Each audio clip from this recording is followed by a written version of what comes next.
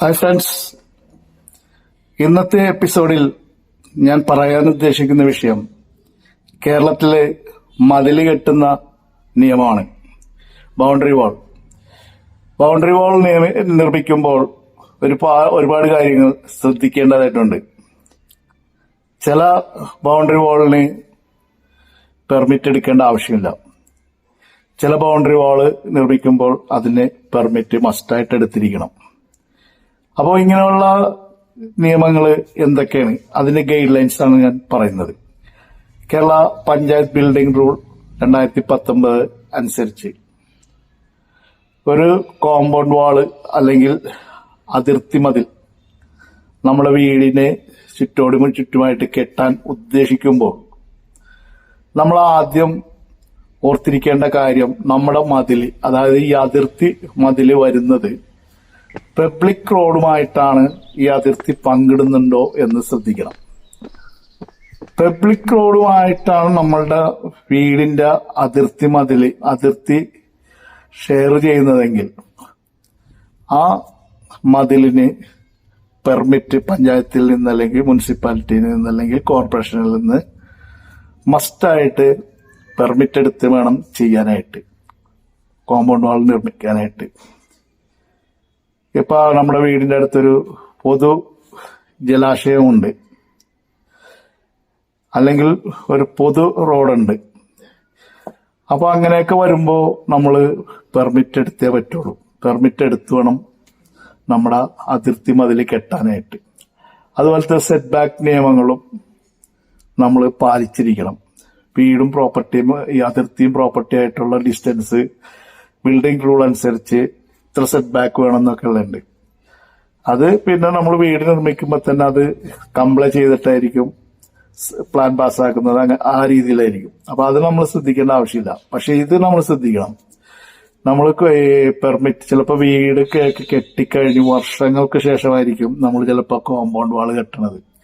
ഒട്ടുമിക്ക സിറ്റിയിലാണെങ്കിലും ഈവൻ ഗ്രാമപ്രദേശങ്ങളിൽ പോലും ഇപ്പൊ മതില് നിർമ്മാണം എല്ലാവരും ചെയ്യുന്നുണ്ട്. മതില് നിർമ്മിച്ച് കെട്ടിയടക്കുന്നുണ്ട്. കാര്യം കള്ളന്മാരെ പേടിച്ചിട്ടും മറ്റു ഇഴജന്തുക്കള് അങ്ങനെയുള്ള ഇതൊക്കെ പേടിച്ചിട്ട് സ്വന്തം സുരക്ഷയ്ക്കായിട്ട് ചുറ്റോടിറ്റും മതില് കെട്ടാറുണ്ട്.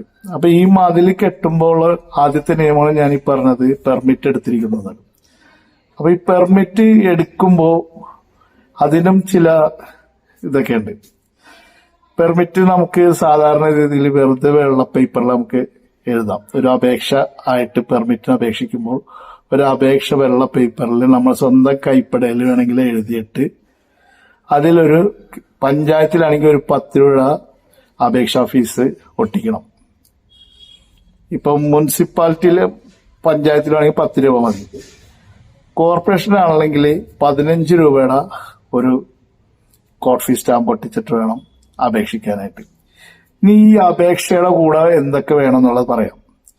നമ്മൾ പെർമിറ്റിന് അപേക്ഷിക്കുമ്പോൾ വെള്ള പേപ്പറിൽ നമ്മൾ എഴുതി സ്റ്റാമ്പ് ഒട്ടിച്ചതിന് ശേഷം അതിന്റെ കൂടെ ഹാജരാക്കേണ്ട രേഖകൾ എന്ന് വെച്ച് കഴിഞ്ഞാൽ ഒരു സൈറ്റ് പ്ലാൻ, അതായത് നിങ്ങളുടെ കോമ്പൗണ്ട് വാൾ കെട്ടുന്ന ആ വീടിന്റെ സൈറ്റ് പ്ലാൻ, ആ ഭാഗത്ത് എന്തൊക്കെ ഉണ്ടോ, റോഡുണ്ടെങ്കിൽ റോഡിന്റെ നീളം, വീതി, ഇതൊക്കെ ഒരു പൊതുജലാശയമാണെങ്കിൽ അതിന്റെ ഏകദേശ നീളം, എത്ര നിങ്ങളുടെ അതിർത്തി പങ്കിടുന്നതിന്റെ നീളം, ഇങ്ങനെയുള്ള കാര്യങ്ങളെല്ലാം കാണിച്ചിട്ട് ഒരു സൈറ്റ് പ്ലാൻ ഉണ്ടാക്കിയെടുക്കണം. അത് നിങ്ങൾക്ക് സ്വന്തമായിട്ട് കൈപ്പടയിൽ ഉണ്ടാക്കിയെടുക്കാം, അല്ലെങ്കിൽ ഏതെങ്കിലും ലൈസൻസിയെ കൊണ്ട് വേണമെങ്കിൽ വരപ്പിച്ച് ഒരു സൈറ്റ് പ്ലാൻ തയ്യാറാക്കിയെടുക്കണം. അത് ഇതിൻ്റെ കൂടെ വെക്കണം. കൂടാതെ ഓണർഷിപ്പ് തെളിയിക്കുന്ന സർട്ടിഫിക്കറ്റ്, അതായത് നിങ്ങളുടെ ഡോക്യുമെന്റ് ആയാലും മതി, ആധാരത്തിന്റെ ഒരു കോപ്പി അതിൽ വെക്കണം.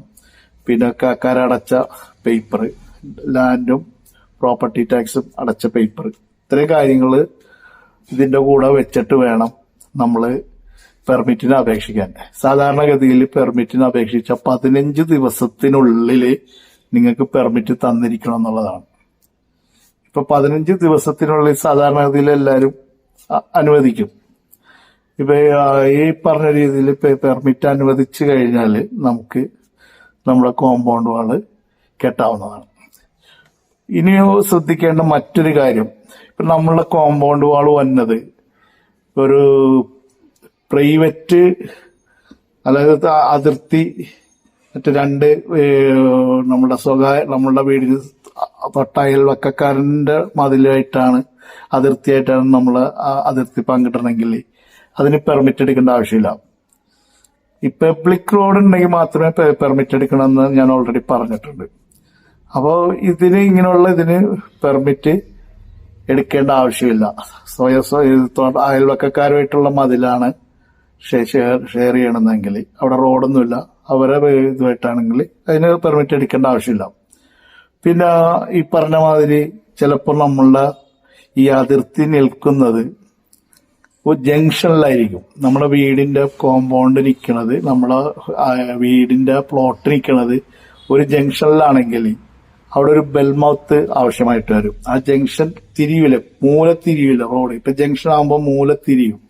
അപ്പൊ ആ മൂലത്തിരിഞ്ഞു വരുമ്പോൾ അതിന് ചില നിയമങ്ങളുണ്ട്, ബെൽമൗത്ത് എന്ന് പറയും.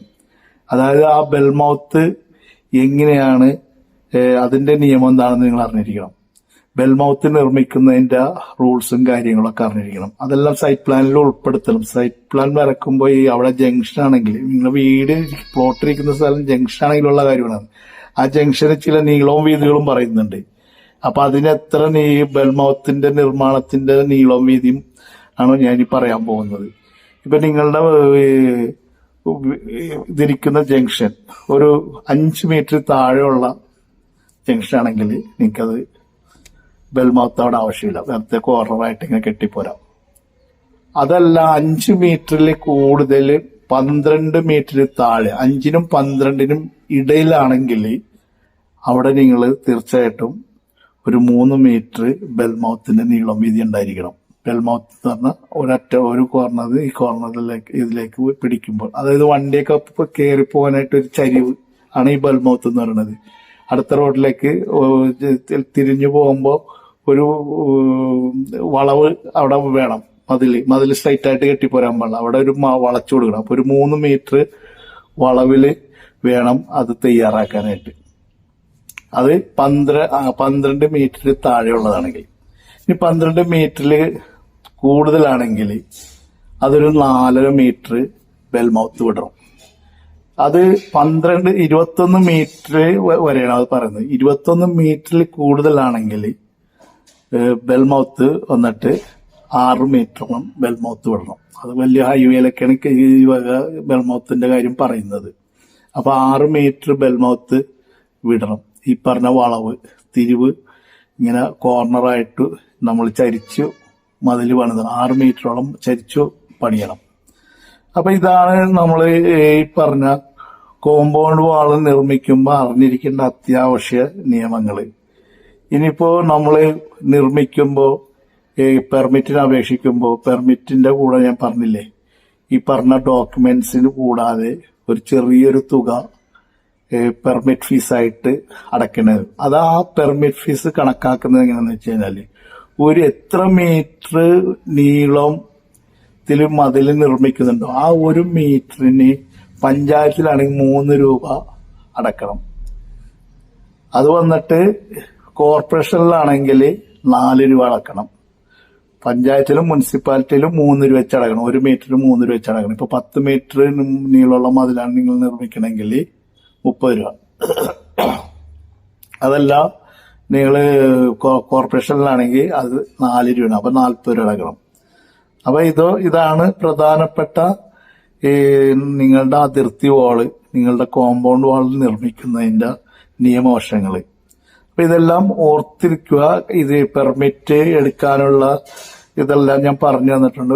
വെള്ള പേപ്പറിൽ എഴുതി നിങ്ങൾ കൊടുത്ത് ഫീസും ഈ രേഖകളൊക്കെ വെച്ചോട്ട് കൊടുത്താൽ ഉടനെ 15 ദിവസത്തിലേക്ക് അനുവദിച്ചു തരും. പബ്ലിക് വഴിയിലാണെങ്കിൽ മാത്രമേ പെർമിറ്റ് എടുക്കേണ്ടതുള്ളൂ. അല്ലാതെ സ്വകാര്യമായിട്ടുള്ള വ്യക്തികളുമായിട്ട് പങ്കിടുന്ന ഇതിനൊന്നും പെർമിറ്റ് എടുക്കുകയും വേണ്ട. അപ്പൊ ഇത് എന്നോട് പല ആൾക്കാരും ആവശ്യപ്പെട്ടത് കൊണ്ട് മാത്രമാണ് ഞാനിത് വീണ്ടും ആവർത്തിച്ച് പറയുന്നത്. ഇപ്പൊ KPBR സെക്ഷൻ 12 പ്രകാരമാണ് ഈ കോമ്പൗണ്ട് വാൾ നിയമത്തിന്റെ സെക്ഷൻ വരുന്നത്.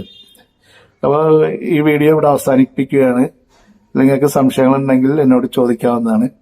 പിന്നെ ഈ വീഡിയോ മറ്റുള്ളവർക്ക് ഷെയർ ചെയ്ത് കൊടുക്കുവാനും അതുപോലെ തന്നെ ലൈക്ക് ചെയ്യാനും സബ്സ്ക്രൈബ് ചെയ്യാനും ഒരിക്കൽ കൂടി ഞാൻ നിങ്ങളോട് അഭ്യർത്ഥിക്കുകയാണ്. പിന്നെ മെമ്പർഷിപ്പ് എടുക്കുകയാണെങ്കിൽ നിങ്ങൾക്ക് നിങ്ങളുടെ സംശയങ്ങൾ എളുപ്പം ദൂരീകരിച്ചു തരുന്നതാണ്. പെട്ടെന്ന് നിങ്ങൾക്ക് മറുപടി ലഭിക്കും. അല്ലാത്തവർക്ക് ചിലപ്പോൾ ഒരുപാട് കമന്റ്സും സംശയങ്ങളൊക്കെ വരുന്നത് കൊണ്ട് കുറച്ച് താമസിക്കും മറുപടി തരാനായിട്ട്. പെട്ടെന്ന് കിട്ടണമെങ്കിൽ നിങ്ങൾ താഴെ കാണുന്ന ബെൽ ബട്ടൺ ക്ലിക്ക് ചെയ്ത് ജോയിൻ ബട്ടണിൽ ക്ലിക്ക് ചെയ്ത് കഴിഞ്ഞാൽ നിങ്ങൾക്ക് ചെറിയൊരു ഫീസ് 59 രൂപ ചെറിയൊരു ഫീസ് അടച്ചു കഴിഞ്ഞാൽ നിങ്ങൾക്ക് പെട്ടെന്ന് എനിക്ക് നിയമപരമായിട്ടുള്ള എന്ത് മറുപടിയും. ഞാൻ മെയിനായിട്ട് വിദേശ നിയമങ്ങൾ കൈകാര്യം ചെയ്യുന്നുണ്ട്. സൗദി ലേബർ ലോ ഒക്കെയാണ് കൂടുതലും പറയുന്നത്. അതുപോലെ തന്നെ ഇന്ത്യൻ നിയമങ്ങളും ഞാൻ കൈകാര്യം ചെയ്യുന്നുണ്ട്. എന്നെ കൊണ്ട് അറിയാവുന്ന രീതിയിലുള്ള മറുപടി സംശയങ്ങൾക്കും ഞാൻ മറുപടി തരുന്നതാണ്. അപ്പോൾ എല്ലാവർക്കും നന്മ വരട്ടെ എന്ന് ആശംസിച്ചുകൊണ്ട് ഗുഡ് ബൈ.